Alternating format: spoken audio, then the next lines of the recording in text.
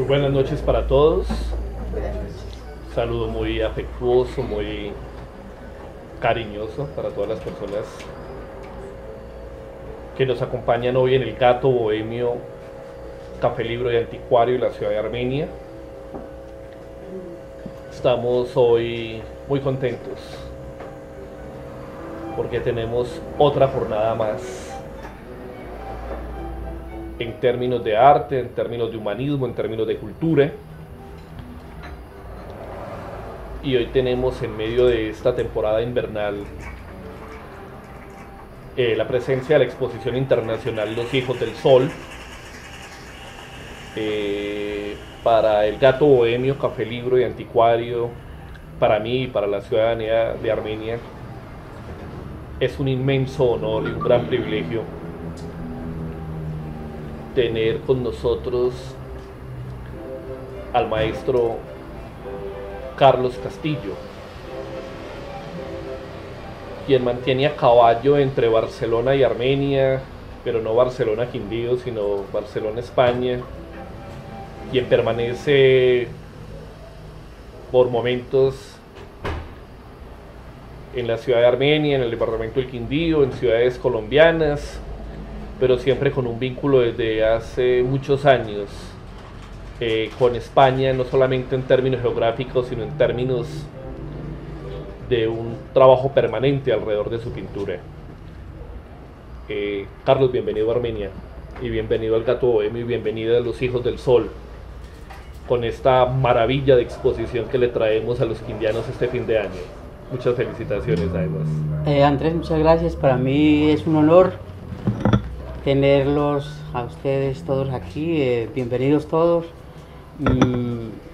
Gracias al Gato Bohemio, gracias nuevamente a Andrés por acoger mi trabajo, mi obra, y bueno, que mi obra hable por sí sola. Carlos, yo sé que en la medida en que el pintor, el escultor, el fotógrafo gana en la imagen, pierde en el lenguaje. Pero vamos a intentar durante unos minutos dialogar contigo, y ya no hay exposiciones regionales, ya las exposiciones son el centro, es donde están sucediendo las cosas gracias a las plataformas digitales de esta galaxia Gutenberg. Hay un nutrido público hoy acompañando la exposición: intelectuales, artistas, pintores, escultores, personas de la docencia. A todos les agradecemos mucho, estudiantes. Le decías a la periodista Carolina Marín de la Crónica de Armenia que tu inicio de pronto en el mundo del arte es muy temprano, desde ese patio de atrás allá en la vereda de Calabria. Contémosle un poco a los colombianos y al mundo del arte. ¿Cómo es esto? A ver, la vereda La Calabria, entre Montenegro y Quimbaya, hace parte del municipio de Quimbaya, pues el lugar donde nací. Ahí paso mis primeros años, digamos que mis primeros intentos en este cuento, pues enrayar en el patio, la tierra o en el barranco con un palo. Muy temprano, yo creo que nací para esto. Así pues pasa mucho tiempo hasta cuando ya viene la escuela, ya se cambia el palo pues por el lápiz o el lapicero, y ya no era el patio ni el barranco, sino los cuadernos, y ya vienen los problemas entonces. Maestro, y cuéntenos una cosa. A mí me llama poderosísimamente la atención la escultura. Acá pues tenemos 11 piezas, además agradeciéndole a la Galería Torredón de España. ¿Cómo se llega a esta técnica? Y entre muchas cosas explíquenos la técnica un poco, no el secreto industrial, sino explíquenos la técnica en el sentido de que tú la has llamado PDR. Muy bien. Explícale un poco a la gente del arte en la región y a la gente que ve el documental, ¿qué es esto de PDR? PDR viene del nombre sacado de los atributos o digamos la nobleza de la técnica y significa plasticidad, dureza y resistencia. Ella viene a partir de digamos, inicio el tema este del descubrimiento de la técnica a partir de una inquietud que hubiese pasado de no haber ocurrido la conquista, que hubiese pasado con la producción plástica prehispánica o ancestral. Esa inquietud me lleva a buscar, pues a encontrar, digamos, los atributos suficientes en esta técnica para saber que podía hacer cosas serias con ella, ¿no? Y bueno, pues al día de hoy son muchísimas piezas, lógicamente después de una cantidad de desastres al comienzo, ¿no? Pero es mucho lo que se ha hecho con esta técnica y yo la veo como una gran hija, la cual me da solo satisfacciones día tras día. Cuénteme una cosa, maestro, o cuéntenos mejor a todos los que lo oímos. ¿Cómo fue, por ejemplo, los inversionistas alrededor de la obra? Ellos se ponen, los galeristas y los inversionistas se ponen un poco nerviosos cuando se reconoce al comienzo un artista que es un pintor, que es un dibujante, que es un grabador, y aparece el escultor. ¿Cómo fue esa sensación, por ejemplo, con Torredón? ¿Cómo fue allá en el Mediterráneo? ¿Y cómo llega una pieza suya, por ejemplo, a los Estados Unidos, con la primera escultura que usted crea? En ese entonces era, digamos, como parte de la fase experimental. Era muy riesgoso, claro, para cualquier inversionista, cualquier galerista, porque no era una obra consolidada y era necesario ver más y más. Y bueno, lo de Estados Unidos se da pues porque era necesario probar la técnica, que funcionara o que a ver cómo respondía ante climas extremos de, por decir algo, 7, 10 grados bajo cero o 48 grados centígrados, ¿no? Grados, sí, muy bien, en verano. Entonces esos climas extremos, digamos que fueron los que le dieron a la técnica el sí, vale la pena seguir en ella, ¿no? ¿Cómo es la vejez de la pieza? La vejez de las esculturas de Carlos Castillo. ¿Cómo es la vejez? Porque hay autores que tienen una vejez en sus esculturas que genera muchas complicaciones, como la del maestro Edgar Negret, que tiene muy mala vejez la escultura de Negret. En el caso tuyo, ¿cómo es la vejez de tus piezas? ¿Cómo se comporta la pieza con el paso de los años? En el color, en la textura. A ver, en el color es maravilloso porque, digamos, hacia los 7 u 8 años alcanzan, digamos, la oxidación necesaria para que el cromatismo en cierta manera se altere. Entonces se hace maravilloso. Además, en la medida que pasan los años, pero está más o menos calculado que entre 7 y 8 años la dureza de la pieza alcanza, digamos, una suficiencia para soportar el tiempo. El PDR o cualquier escultura mía a la intemperie sufre como cualquier escultura, ¿no? Igual le pasa a un bronce, a un hierro, a un mármol. Es de mantenimiento y eso, pero se mantiene, se sostiene. Y si es, digamos, cubierta, pues la hace mucho más interesante, siendo que es una técnica porosa, ¿no? Viene una pregunta compleja. La anuncio. Es la pregunta de la persona que quiere comprar la obra de arte, y es la siguiente.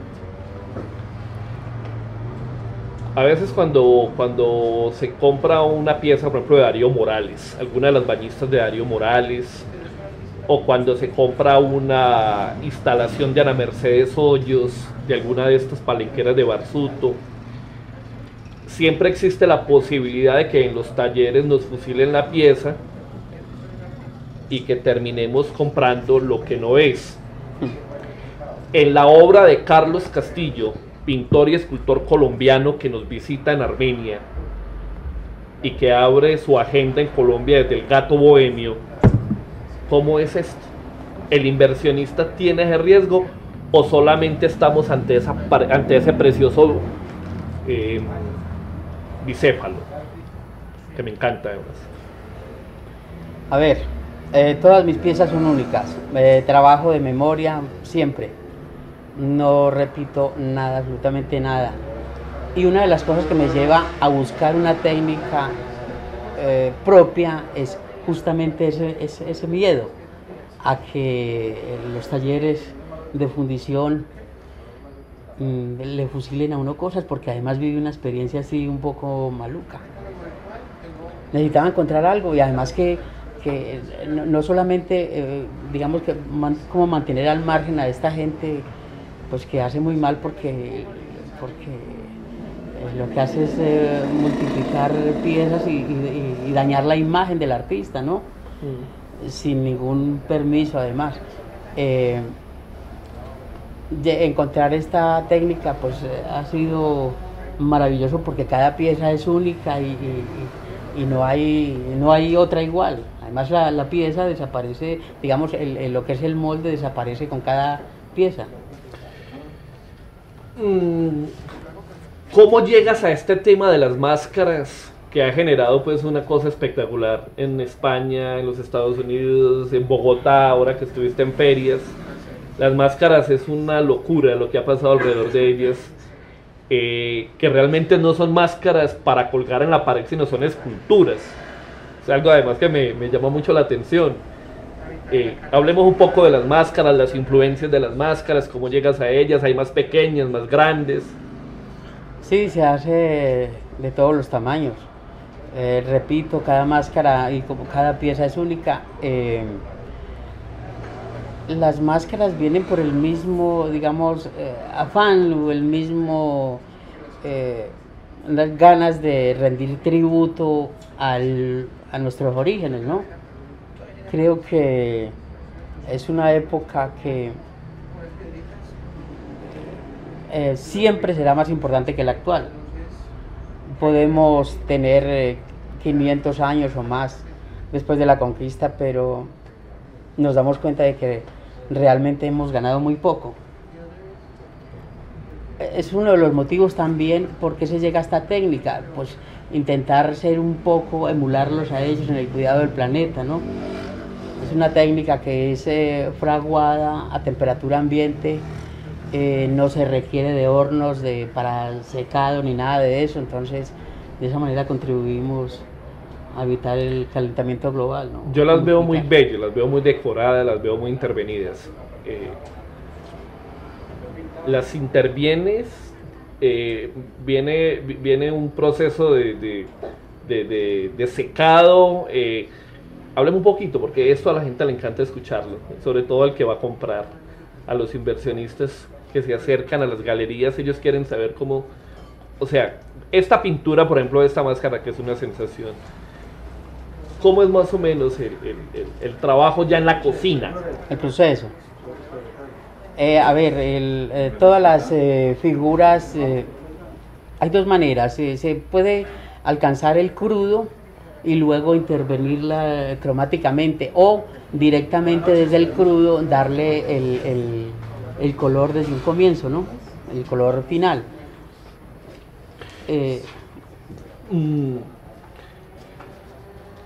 Es la ¿cuántos años llevas con el tema puntualmente de las máscaras, Carlos?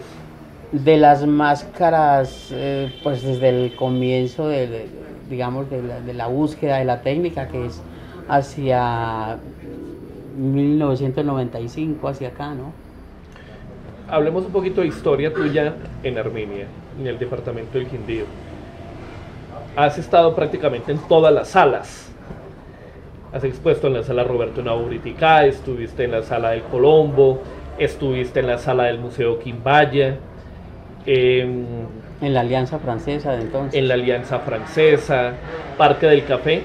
También. Parque del Café. ¿Cómo sientes que ha evolucionado la pintura y los motivos de la pintura de Carlos Castillo desde esa primera exposición o esas primeras exposiciones en Armenia hasta el Carlos Castillo con exposición internacional, cuando ya está en Europa, cuando ya está en España, cuando ya está en Mediterráneo? ¿Qué tanto ha sido el proceso evolutivo de tu obra en la pintura, en el dibujo? A ver, es muy interesante. Yo creo que a partir de cuando se sale de su sitio de origen, el mundo empieza a verse de otra manera, ¿no? Y por ende, pues esto se refleja en el trabajo. Digamos que la llegada mía a España ha sido magnífica porque he experimentado unos colores que no tenía aquí. Por ejemplo, los rojos intensos, esos ocres, mismos los azules, por siempre vivir cerca al mar, influye muchísimo.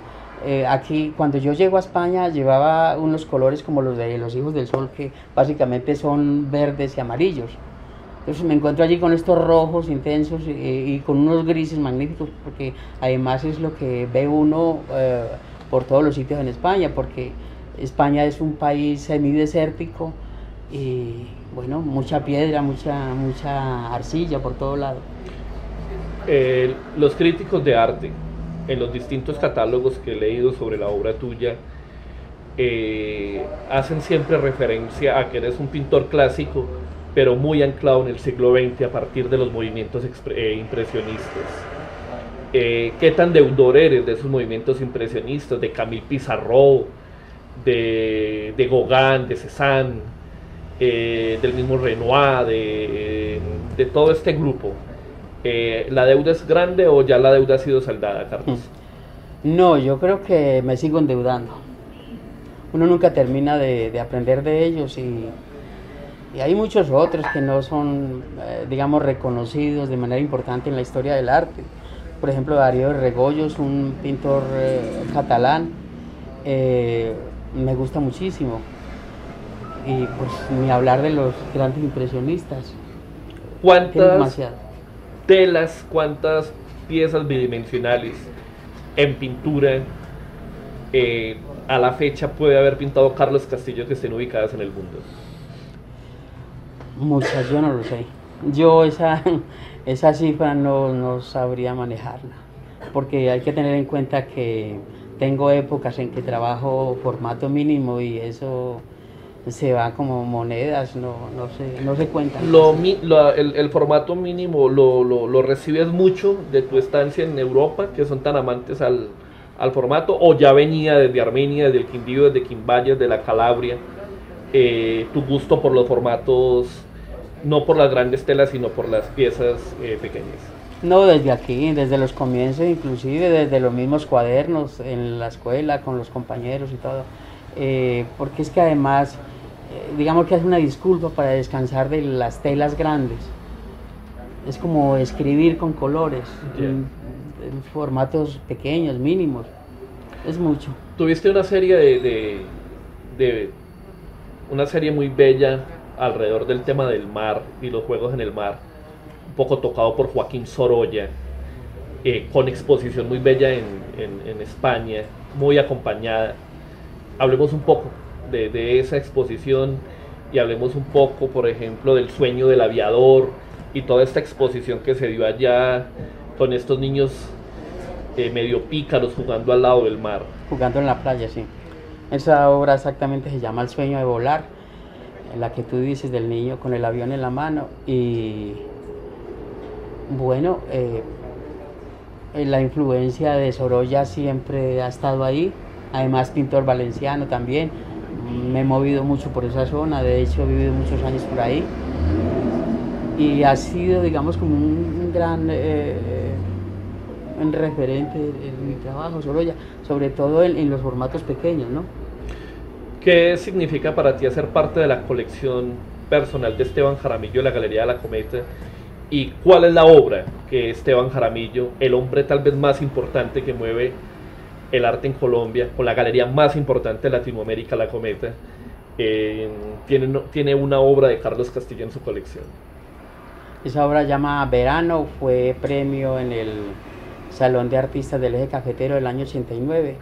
Y bueno, sí, motivo de orgullo porque Es una consagración. sí, además fueron los inicios que son tan difíciles en el mundo del arte, eh, en los artistas, no tanto en el mundo del arte, los artistas los comienzos son muy difíciles. Cuando ya decides que no vas a hacer otra cosa en la vida más que pintar o esculpir, yo digo que creo, siempre lo voy a creer igual, que es la parte más crítica del artista. Y entonces, ¿qué había pasado cuando lo del el verano y el Salón de Artistas del 89? Pues yo había decidido dedicarme al oficio 4 o 5 años atrás, nada más. Entonces fue ¿Cómo, grandísima la experiencia. quién fue el jurado? ¿Te acuerdas de nombres del jurado? Sí, claro, Hugo Zapata, creo que Lucy Tejada también estaba ahí, no recuerdo muy bien. Yo creo, no sé si eran 3 jurados o 2, no lo recuerdo. ¿Tú por qué 10 años para volver a exponer en el Quindío, en Armenia? ¿Por qué tanto tiempo, Carlos? Porque no es fácil exponer en Armenia, y sobre todo cuando uno vive fuera, y además las condiciones no se dan, o de pronto es todo demasiado lento, a uno no le da los tiempos, y institucionalmente es muy complicado exponer arte en el Quindío. Yo creo que casi todo Colombia. Has sido muy celoso, tienes fama de ser muy celoso con la obra, con los precios de la obra, muy cuidada tu obra, casi los inversionistas están siempre muy tranquilos alrededor de los precios de tu obra. ¿Eso siempre ha sido así o eso es escuela española? Desde un comienzo yo creo que hubo mucha seriedad en ese aspecto, y siempre se manejó con mucha responsabilidad, y la llegada a Europa pues digamos que potenció digamos, esa costumbre de manejar todo con cuidado, de cuidar la obra sobre todo, y o sea, el inversionista, el comprador, el coleccionista es de mucho respeto, y eso es lo que procuramos día a día, ¿no? Carlos, tú perteneces a una generación brillante de artistas plásticos en el Quindío. Está el maestro Duan López, está el maestro Avieser Agudelo, está el maestro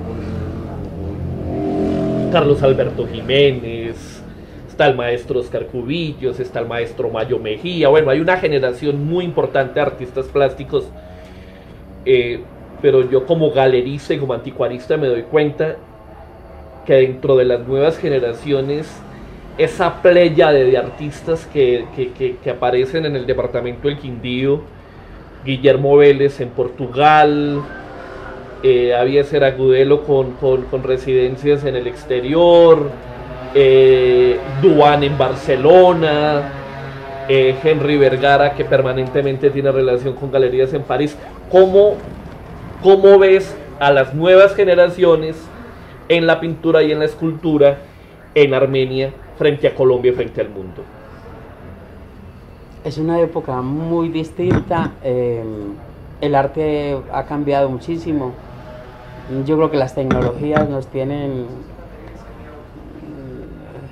movido el cerebro a todos, inclusive lo que tenemos tendencia clásica, pero en la medida que los muchachos sean serios con su trabajo, hay grandes cosas, hay cosas muy interesantes en ellos, ¿no? Pero es otra manera, es un arte muy distinto, ¿no? Tus pintores colombianos, ¿cuáles son? ¿Cuáles son los que te han acompañado? Los que tú dices, estos son una especie de héroes para mí. Hablemos de 3 autores colombianos que a ti te conmuevan, que tengas en tu colección. Bueno, pues una especie de corrección en la crónica, dicen de Ana Mercedes Hoyos, y es Ana María Arango, Beatriz González, Alejandro Obregón, Alipio Jaramillo. ¿Por qué Alipio? Es otra época.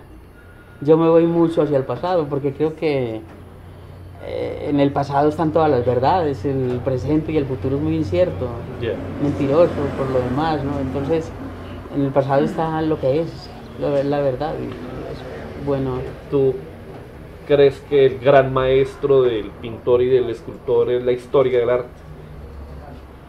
Que ahí encuentran las grandes lecciones los autores, que ahí se vuelven contemporáneos. Yo no lo veo así. Puede ser que ayude un poco como para no, digamos, dice, repetirse, pero es que es un imposible, para no repetir la historia, pero es que la historia constantemente se repite. Las mismas modas es un ir y venir, simplemente hay unos cambios, unos ajustes, pero eso no. ¿Cómo ves estos salones de artistas en Colombia y en Latinoamérica, donde la presencia de la pintura y de la escultura, es decir, de los medios formales, prácticamente han sido desterrados y cambiados por el arte conceptual, por estas instalaciones? ¿Cómo lo observas tú, que eres un pintor clásico, que eres un artista clásico? Son tendencias, son modas, por lo demás muy efímeras, además, valga la redundancia, ¿no? Es muy complicado hablar de ese tema.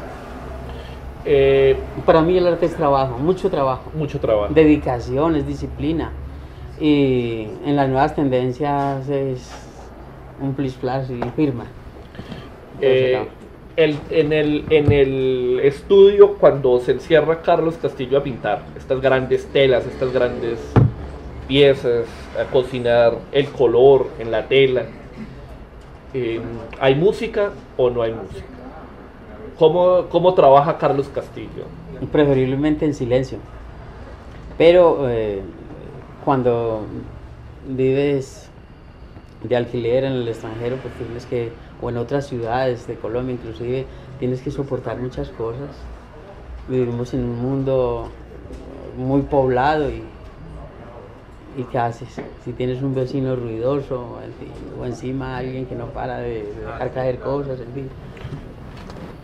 ¿Por qué, voy a hacer un poco de abogado del diablo, por qué invertir en arte? No solo en Carlos Castillo, sino en arte en general. ¿Por qué una familia, una señora, un señor, un joven, debe invertir en arte, desde tu punto de vista, como artista y como coleccionista también? Vale la pena tener cosas que muevan un poco el espíritu, el corazón, ¿no? Yo creo que son de las pocas cosas bonitas que se deben conservar por siempre. Tener una obra de arte es maravilloso, hay que saberla sentir. Colombia, Latinoamérica todavía le falta mucho para llegar a esa, digamos, a esa costumbre, a ese hábito de tener cuadros o esculturas en una casa. Yo creo que acompañan, llega un momento dado que hacen parte como de los afectos de una familia, de una persona, en fin, porque hace parte de lo que si una persona compra un cuadro o una escultura es porque esa escultura algo le mueve, le dice, ¿no? Bueno, y llega a ser parte de sus afectos. Bueno, además que desde el punto de vista de la inversión, es una pintura o una escultura, algo de autor, cuando está respaldado por dealers serios, por marchantes serios, por galerías serios, y por 25, 30, 35 a 40 años de trabajo, difícilmente la pieza se viene para abajo, y todo lo contrario, cada día aumenta en su valor. Acaba de salir un especial sobre Esteban Jaramillo y la Galería La Cometa, con movimientos cercanos a los 70 millones de dólares en Colombia, alrededor de la Galería La Cometa, en arte. Y a nivel mundial, los movimientos en arte son absolutamente extraordinarios. No se puede hablar de un país fuerte, de un país importante, de un país que esté avanzando y esté trascendiendo, donde no esté la presencia del arte. porque los países que no tienen arte son países que viven bajo la dictadura, por ejemplo. Eso es lo primero que se pierde. En toda dictadura lo primero que se pierde es el lenguaje y el arte. ¿Has estado contento con estos hijos de los hijos del sol? Contémosle un poco a los colombianos y a la gente que se va a acercar a este documental ya sobre los hijos del sol. Hablemos un poco qué son los hijos del sol, cómo fue el proceso y qué tanta alegría te ha traído a ti de las personas que han tenido la oportunidad de acercarse a esta exposición. Bien, digamos que hay varias cosas, ¿no? El hecho de exponer nuevamente en Armenia y en Colombia 10 años después, pues ya tiene un plus, ¿no? Pero además es, digamos, como una especie de antología, lo que se está mostrando aquí en El Gato Bohemio, ¿no? Con esta exposición Los Hijos del Sol, la oportunidad pues de mostrar las máscaras, las esculturas, las pinturas, en fin, y otras cosas por ahí que pueden ser parte también de esta exposición, pero bueno, no tratamos de hacerlo lo mejor posible y claro, muy contento de estar en El Gato Bohemio, de todo, Andrés. Bueno, Carlos, un saludo para Armenia, para el Quindío, para Colombia y a través de estas plataformas digitales para el mundo. Desde acá, desde esta inauguración de Agenda en Colombia, con una exposición que presentamos hoy 15 de noviembre en Armenia, en El Gato Bohemio, y que va hasta el 20 de diciembre. El saludo tuyo, la invitación a los armenios, a los quindianos y a los colombianos para que vengan, acompañen la exposición y puedan hacer parte de la fiesta de los Hijos de Sol y de tu talento, por supuesto. Bien, Andrés, pues a todos los colombianos, a todas las personas que nos están viendo, no esperen más para venir a ver Los Hijos del Sol. El Gato Bohemio les atenderá muy bien. Además, yo creo que es una oportunidad de ver parte de lo mucho que se ha hecho en mi carrera como pintor y como escultor. Bienvenidos todos. Carlos Castillo es uno de los grandes pintores y escultores colombianos, con una residencia de más de 20 años en Europa, más exactamente en la parte del Mediterráneo español. Está de gira por Colombia, está privilegiando a Armenia, dándole la posibilidad de que seamos los primeros de ver esta exposición Los Hijos del Sol. Agradecidísimo con el maestro Carlos Castillo, con el grupo de personas que trabajan alrededor de su obra, y invitados todos los colombianos y todos los quindianos del 15 de noviembre al 20 de diciembre a ver estos Hijos del Sol en medio de esta temporada de invierno. Un abrazo para todos. Muy bien.